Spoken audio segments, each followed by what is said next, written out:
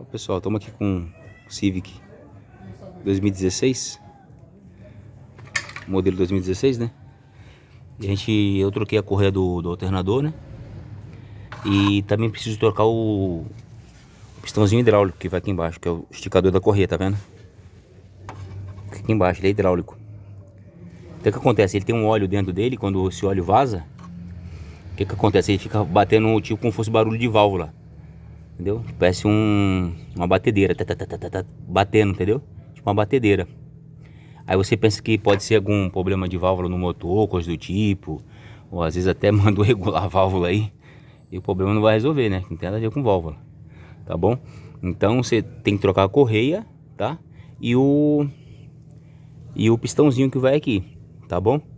Tem um rolamento também, se você quiser tirar o kit completo, tem um suporte, né? Mais um rolamento, né? Que é uma polia que vem junto com o kit completo.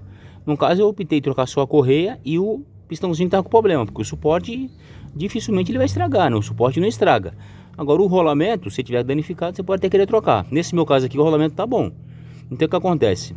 Tem casos que o pessoal arreia o motor, solta o coxinha, aquela coisa toda. Mas aqui você pode tirar esse suporte aqui, ó. Tá vendo? Eu já até deixei já quase solto aqui. Pré-solto.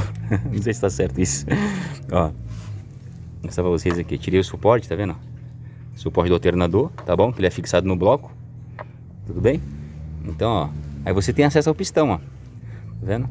Aí eu já soltei aqui já o parafuso que vai já fixado no alternador, né? Aliás, você tem que tirar o alternador, tá? Toda a parte elétrica do alternador.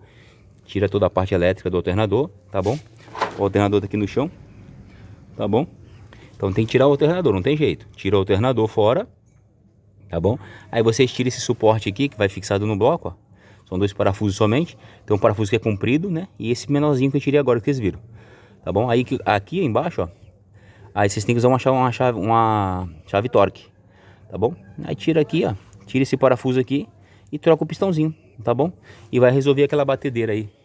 Parece de máquina de costura. Parece que as máquinas parece que tá costurando.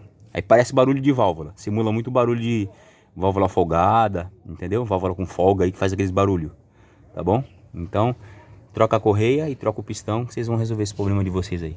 Bom, forte abraço, até o próximo vídeo.